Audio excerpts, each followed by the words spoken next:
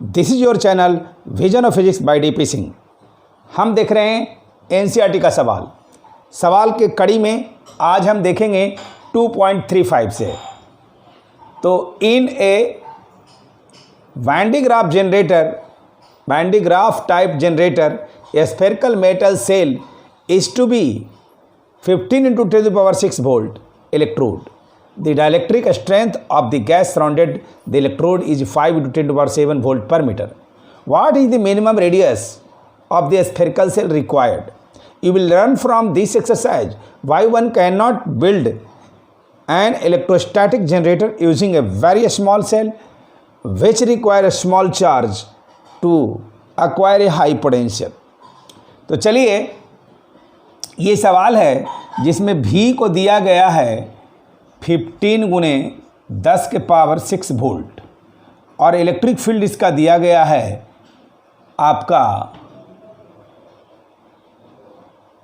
5 गुने 10 के power 7 volt पर मीटर और रेडियस कितना होगा स्फेरिकल सेल के ही पूछा गया है।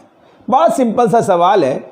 आप रिलेशन पढ़ा था V is equal to E into D, या R यहाँ रेडियस है तो इसको R कह दीजिए, या E बराबर D V upon D R, वही वाला फॉर्मूला से आया है। तो यहाँ से R इज इक्वल टू क्या होगा, V अपॉन E हो जाएगा। V का वैल्यू कितना है तो 15 गुने 10 के पावर 6 है और इसकी वैल्यू कितना है तो 5 गुने 10 के पावर 7 है। तो 5 से 3 टाइम्स कट जाएगा और ये क्या हो जाएगा 10 के पावर -1 हो जाएगा, यानी 3/10 मीटर। 100 से गुना कर दीजिए तो सेंटीमीटर, 30 सेंटीमीटर आंसर। बड़ा सिंपल सा सवाल था, ये इस रिलेशन पर बनाना था। वैन डी ग्राफ जनरेटर में कितनी पोटेंशियल डेवलप होगा उसके लिए। अगला सवाल देखते हैं। 2.36 a small sphere of radius r1 and charge q1 is enclosed by a spherical cell of radius r2 and charge q2. Show that if q1 is positive charge, will necessary flow from the sphere to the cell when the two are connected by a wire, no matter what charge q2 on the cell. ये देखिए एक sphere है और ये एक cell है। इसकी radius है r1 और इसकी रेडियस है r2। इसमें चार्ज है q1 और इस पे चार्ज है q2। अब इसको कहता है एक वायर से कनेक्ट कर दिया गया, तो नो, ये मैं कहता कि इसकी कोई मैटर नहीं है, ये इसका कोई अर्थ नहीं है कि Q1 चार्ज क्या है Q2 चार्ज क्या है। चार्ज हमेशा यहाँ से ही फ्लो इसमें होगा। यही हम लोग को प्रूफ करना है कि charge always flow from this sphere to this shell, यानी ये वाले से इस वाले की तरफ, Q1 से Q2 की तरफ ही चार्ज फ्लो होगा। इस बात का कोई इंपॉर्टेंस नहीं है, कोई महत्व नहीं है कि Q1 चार्ज की मैग्नीट्यूड क्या है, Q2 चार्ज की मैग्नीट्यूड क्या है। इसलिए इसी को हमको सॉल्व करना है और ये कंफर्म कर है कि ये जो है वो पॉजिटिव चार्ज है। पहले आप क्या करो कि इस पॉइंट पर पोटेंशियल निकालो और फिर इस पॉइंट पर पोटेंशियल निकालो। ये दोनों पॉइंट पर पोटेंशियल हम लोग निकालते हैं। सबसे पहले तो जब इस पॉइंट पर पोटेंशियल निकालेंगे और इस पॉइंट पर पोटेंशियल निकालेंगे तो इस पॉइंट पर पोटेंशियल कितना होगा, V1 जिसको कहेंगे, मान लो इस पॉइंट पर, तो ये हो गया 1/4 पाई एप्सिलॉन नॉट Q1/R1। और इसके चलते ये पॉइंट क्या हो गया, इसके अंदर में है। तो अंदर में हम बता चुके हैं स्फेरिकल सेल के चलते होता है 1/4 पाई एप्सिलॉन नॉट इनका अपना रेडियस। तो इसके लिए ये पॉइंट इस स्फेयर सेल के लिए, बड़ा वाला सेल के लिए ये अंदर में हो गया, तो बस अंदर में इनका रेडियस लिखा जाएगा, बड़ा वाला सेल का रेडियस लिखा गया। ये हो गया V1 का पोटेंशियल। और आप यहाँ पर देखिए V2 इसको मानिए, तो इसके लिए होगा 1/4 पाई एप्सिलॉन नॉट Q1 यहाँ से लेकर के यहाँ तक की दूरी R2, क्योंकि इसके लिए बाहर का पॉइंट हो गया, बाहर में डिस्टेंस होता है, रेडियस नहीं। और इस सरफेस पर हो गया इसका, तो सरफेस पर भी यही होगा 1/4 पाई एप्सिलॉन नॉट Q/R2। अब आप कहेंगे कि आपको जब ये प्रूफ करना था कि हमेशा चार्ज जो है वो ये स्फीयर से लेकर के ये जो सेल है उसी की तरफ फ्लो होगा, ऐसा प्रूफ कीजिए, स्वैप कीजिए, दिखाइए, एक्सप्लेन कीजिए, तो फिर आपने पोटेंशियल की तरफ अपना रुख क्यों अख्तियार किया? आप पोटेंशियल निकालने की बातें क्यों सोची? इसलिए कि हम जानते हैं कि पॉजिटिव चार्ज का फ्लो हमेशा हाई पोटेंशियल से लो होता है, नेगेटिव चार्ज का फ्लो हमेशा लो से हाई होता है। ये हमने अपने लेक्चर्स में पोटेंशियल चैप्टर में एक्सप्लेन करके स्टार पॉइंट लिखा है। तो हम इसीलिए देखना चाहते हैं कि भाई पोटेंशियल V2 माइनस V1 करेंगे तो वो आएगा कितना, तो वो हम देखना चाहते हैं। V2 minus V1 is equal to, इसमें से इसको घटाइए तो R2 चला जाएगा, यानी 1/4 पाई एप्सिलॉन नॉट Q1 बटा R2 minus 1/4 pi epsilon not Q1 बटा R1। यानी R2 में से इसमें से इसको हम सब्ट्रैक्ट कर रहे थे तो क्या हो गया कि एक तो Q2 बटा जो ये Q2 है आपका, ये कैंसिल हो गया और आपके पास बचा Q1 बटा R2 और Q1 बटा R1। अब इसको कॉमन लेकर के देखिए, कुछ कॉमन आ रहा है, and this is your Q1 and 1/R2 minus 1/R1 है ना। तो इससे पता चल रहा है कि इसका पोटेंशियल कम है, क्योंकि ये चीज़ जो आ जाएगा R1 माइनस R2, ये क्या आ जाएगा, इसको आप एलसीएम लेंगे तो R1 R2 R1 minus R2, तो R1 छोटा है R2 से, यानी नेगेटिव आ जाएगा। ये नेगेटिव आने का मतलब है कि अगर हम लोग माने हैं कि V2 माइनस V1, माने इसमें से इसको घटाए तो नेगेटिव आ गया, इसका मतलब ये जो V1 पोटेंशियल है वो हाई है, यानी हमारे पास आ गया V2 minus V1 less than 0, यानी V2 लेस देन V1।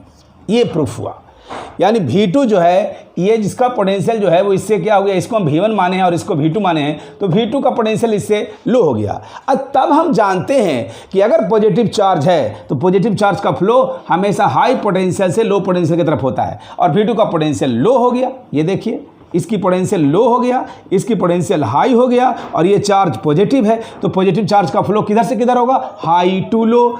तो मैटर नहीं कि चार्ज की वैल्यू कितने, उससे मतलब नहीं है, पोटेंशियल हाई इसकी हो गई, इसलिए हाई पोटेंशियल से लो पोटेंशियल की तरफ पॉजिटिव चार्ज का फ्लो होगा। हमने ये स्टार पॉइंट में भी डिस्कस करी है, आप मेरे लेक्चर्स को देख सकते हो और उससे ये बात समझ सकते हो, मैं उसका रेफरेंस दे रहा हूँ। और पोटेंशियल आप कंफर्म हो गए कि इसका हाई हो जाएगा और इसका लो हो जाएगा। इसलिए हमेशा ये जो चार्ज अगर कनेक्ट करेंगे वायर से तो वो स्फीयर सेल से लोअर सेल, तो इसका फ्लो हमेशा वैसा ही होगा। इसको आप चाहे तो एक लाइन का रीजनिंग मैं लिख देता हूं।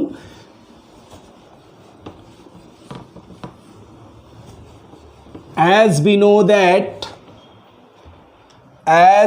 know that जैसा कि हम लोग जानते हैं, positive charge always flow from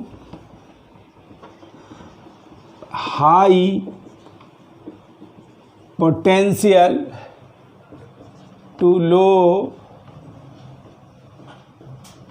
potential, hence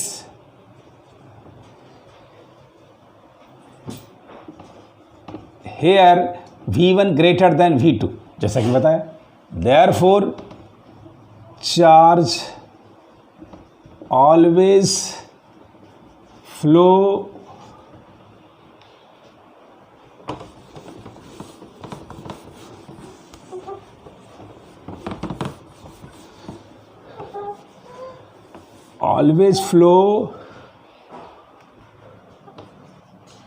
from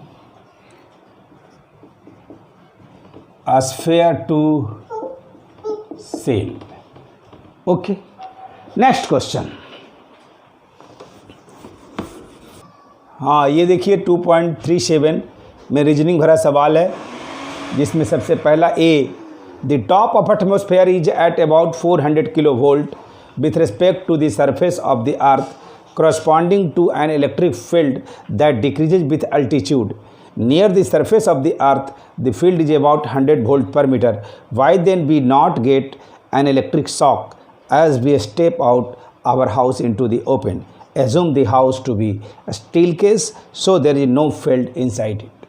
मतलब कहता है कि अर्थ के टॉप एटमॉस्फेयर पर लगभग 400 किलो वोल्ट पर मीटर किलो वोल्ट का जो है ये होता है इलेक्ट्रिक फील्ड, इतना किलो वोल्ट पर मीटर।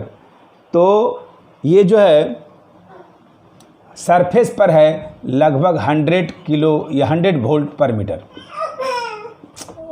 कहाँ बढ़ावेगा, 100 वोल्ट पर मीटर, 100 वोल्ट पर मीटर है अर्थ के सरफेस पे और ये एटमॉस्फेयर पर है। यहाँ से अल्टीट्यूड के साथ ही घटते जाता है। तो कहता चलिए 100 वोल्ट पर मीटर का भी अलग इलेक्ट्रिक फील्ड है अर्थ के सरफेस पे। तो जब आप किसी स्टील के केज से, स्टील केज का एज्यूम्पशन इसलिए करने के लिए कह रहा है क्योंकि मेटल में जो है अंदर में इलेक्ट्रिक फील्ड जीरो होता है किसी भी कंडक्टर में। तो आप किसी स्टील के केज के अंदर आप जब रहेंगे तो आपको इलेक्ट्रिक शॉक ना लगेगा, लेकिन जैसे ही बाहर में आप निकलेंगे तो निकलते आपको 100 वोल्ट पर मीटर का इलेक्ट्रिक फील्ड का सामना करना पड़ेगा। ऐसे में आपको इलेक्ट्रिक शॉक लग जाना चाहिए था, लेकिन ऐसा आम तौर पर नहीं होता है। जब आप अपने घरों से बाहर निकलते हैं तो भी आपको इलेक्ट्रिक फील्ड आपको प्रभावित नहीं करता है, आपको इलेक्ट्रिक शॉक नहीं करता है। और अगर इलेक्ट्रिक शॉक लगता अर्थ पे तो अर्थ पर जीवन सर्वाइव करना संभव नहीं था, लेकिन ये हो रहा है बरसों से। ऐसा क्यों है? तो इसका एक ही वजह है, क्योंकि आपका जो एटमॉस्फेयर के डायमेंशन है उसके रिस्पेक्ट में आपका डायमेंशन बहुत कम है, इसलिए आपका पूरा बॉडी, हम लोग का पूरा बॉडी जो है ना वो इक्विपोटेंशियल सरफेस बन जाता है। और आप जानते हैं कि जब पोटेंशियल सेम होता है तो उसमें आपका चार्ज का फ्लो नहीं होता है, और जब चार्ज का फ्लो नहीं होगा तो इलेक्ट्रिक शॉक नहीं लगेगा। यानी क्यों हुआ? तो इसका सॉल्यूशन सुन लीजिए, आंसर एक लाइन का रीजनिंग कि since our body is equipotential surface, hence becomes, लिख दीजिए, equipotential surface, hence no charge flow inside body। तो ये पहला था ए पार्ट। इसका बी पार्ट देखते हैं अब हम लोग। और ये बी पोर्शन देखिए, a man fixes outside his house one evening a 2 metre high insulating slab carrying on its top a large aluminum sheet of area 1 meter square. Will he get an electric shock if he touches the metal sheet next morning? 2 metre के height का एक insulating slab है और उस पर 2 metre square 1 metre square का एक aluminium का सीट रख दिया है। और ये इंसुलेटर है, ये एल्युमिनियम का सीट है, एल्युमिनियम का सीट है, ये इंसुलेटर है। तो कहता है कि वो अपने घरों के बाहर ऐसी व्यवस्था किया है। एक शाम में, दूसरे इवनिंग मॉर्निंग में गया और उसको इसने इसे टच किया। तो क्या टच करने के बाद उसको इलेक्ट्रिक शॉक लगेगा? यही सवाल है। तो बड़ा अजीब सा सवाल आपको लग रहा होगा, चूँकि एनसीईआरटी बड़ा पिकुलियर एग्जाम्पल्स लेता ही है इनफैक्ट। तो आपको मैं बता दूं कि जैसे ये इंसुलेटर है, और आप जानते हो कि अभी इससे पहले वाले क्वेश्चन में मैं डिस्कस किया, उससे भी आपको पता चल रहा होगा कि एटमॉस्फेयर में इलेक्ट्रिक फील्ड है और अर्थ के नज़दीकी में electric field near about 100 volt पर मीटर का है। तो ये 100 वोल्ट पर मीटर जो इलेक्ट्रिक फील्ड है, वो इलेक्ट्रिक फील्ड इसको क्या कर देगा? चार्ज कर देगा। किसको? इस एल्युमिनियम के सीट को। जो ये मैं एल्युमिनियम लिखा हूँ, ये एल्युमिनियम सीट को क्या करेगा? चार्ज कर देगा। जब ये सीट चार्ज हो जाएगा, और ये इंसुलेटर है इसलिए चार्ज ग्राउंडेड भी नहीं होगा क्योंकि इंसुलेटर उसको फ्लो नहीं होने देगा। तो ये एल्युमिनियम का जो सीट है वो चार्ज हो चुकेगा और ये अर्थ में नहीं जाएगा इसका चार्ज। इसका मतलब सारा का सारा चार्ज इसमें अवेलेबल होगा, इसलिए आप नेक्स्ट मॉर्निंग जब इसको टच करेंगे तो आपको इलेक्ट्रिक शॉक लगेगा, यानी इसका आंसर है yes, you will get electric shock. आपको ये शॉक लगेगा। कारण क्या था मैंने बता दिया, क्योंकि ये इंसुलेटर है, चार्ज इससे फ्लो नहीं होगा। ओके, अगला सी, और ये देखिए C, the discharging current in the atmosphere due to the small conducting of air is known to be 1800 ampere on an average over the globe. Why then does not atmosphere not discharge?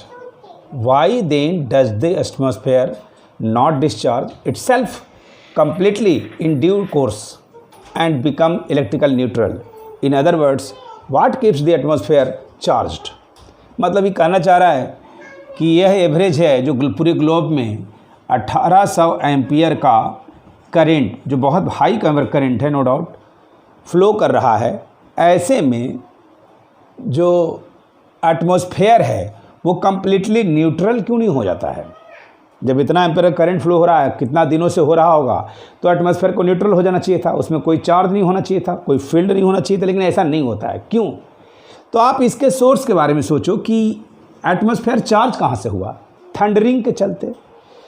जो पूरे globalisation basis पर जो thundering हो रहा है वो due to thundering हो रहा है, तो थंडरिंग की वजह से उसमें चार्ज आती है। अब इतनी करंट फ्लो हो रही है तो पूरे ग्लोब में कहीं न कहीं थंडरिंग भी तो कंटिन्यूअस मैनर में हो रहा है, तो इसी वजह से ये न्यूट्रल नहीं हो रहा है, because it does not becomes neutral due to continuous thundering all over the globe. इसी वजह से नहीं हो रही है। ये इसका रीजनिंग पॉइंट हो गया। ओके, और लास्ट इसका D, What are the form of energy into which the electrical energy of the atmosphere is dissipated? Dissipated. A lighting. मतलब जब एनर्जी जो थंडरिंग होता है वो किस फॉर्म में होता है, आपका एनर्जी डिसिपेट लॉस किस रूप में होता है? तो ये एक तो लाइट एनर्जी, दूसरी हीट एनर्जी, और तीसरी साउंड एनर्जी। यही 3 फॉर्म में होता है। आप जानते हैं कि थंडरिंग जब होता है तो हो गया। ओके, तो यही है।